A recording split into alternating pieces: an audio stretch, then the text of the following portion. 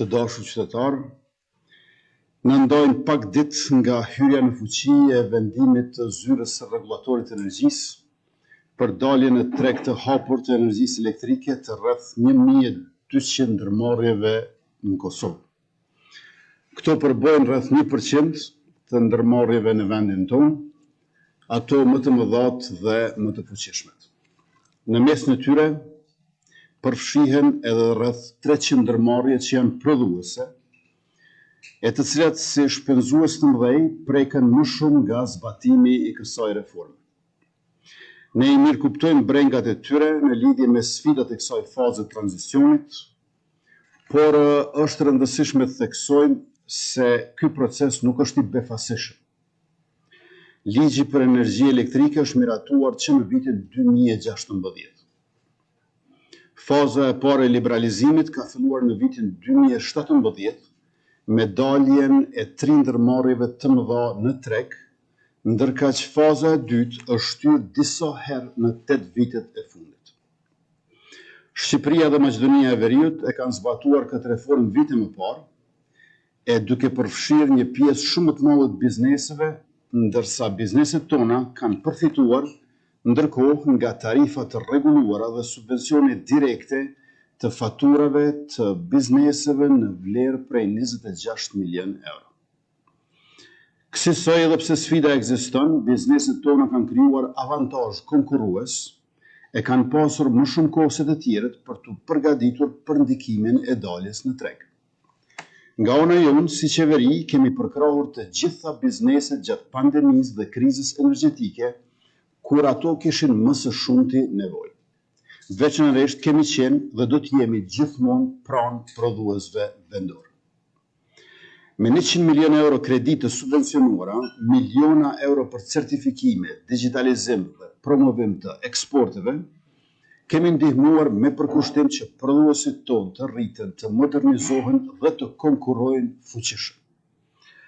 Sot po zhvillojmë edhe instrumente të reja për të përkrahur ata në këtë fazë të tranzicionit, siç janë skema për eficiencë energjetike e sisteme solare, subvencione për makineri eficiente, mbështetje për auditime energjetike e të tjera.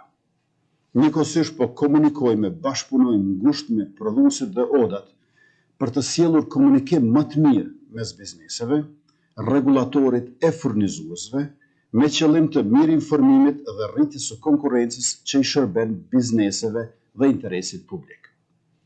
Ndërkohë, përderisa ne po flasim këtu, Oda ekonomike e Kosovës, që do duhet të qëndronte pranë bizneseve për të përballur me realitetin e ri, sot po tenton të bllokojë rrugët magjistrale me një kërkesë të vetme, shtyrjen e zbatimit të liberalizimit të tregut.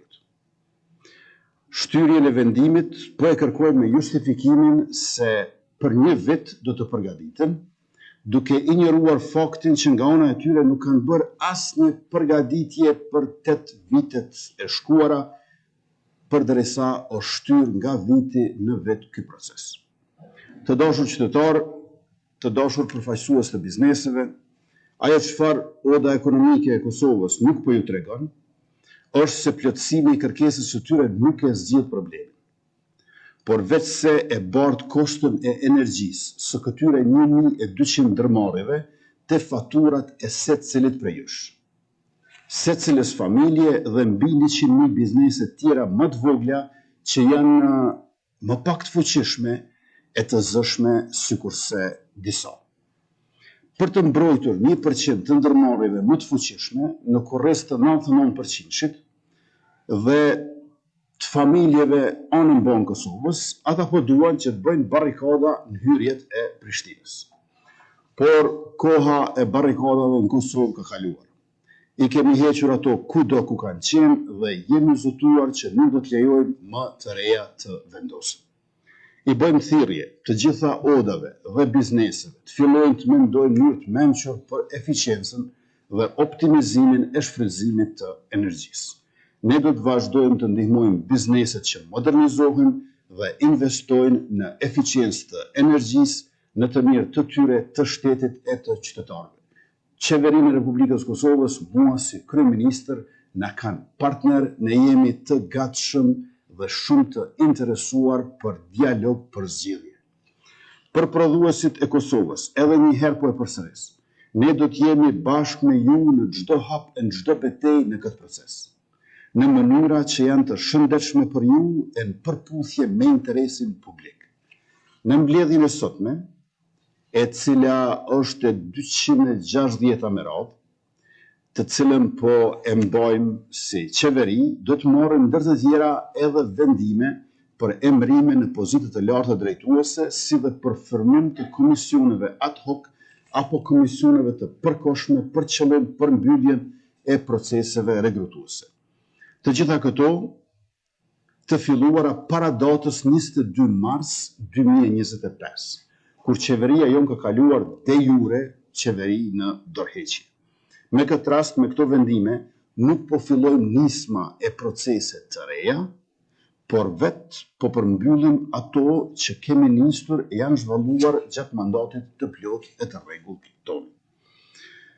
Ky nuk është vetëm obligimi ynë, po është edhe përgjegjësi ligjore dhe institucionale për të plotësuar pritshmëritë e atyre që i kanë besuar shtetit e janë shtuar mundësisë të jenë pjesë e administratës publike. Të nderuar anëtarë të kabinetit qeveritar, të dashur qytetarë, para se të kalojmë tek pikat e kësaj mbledhje si qeveri në detyrë,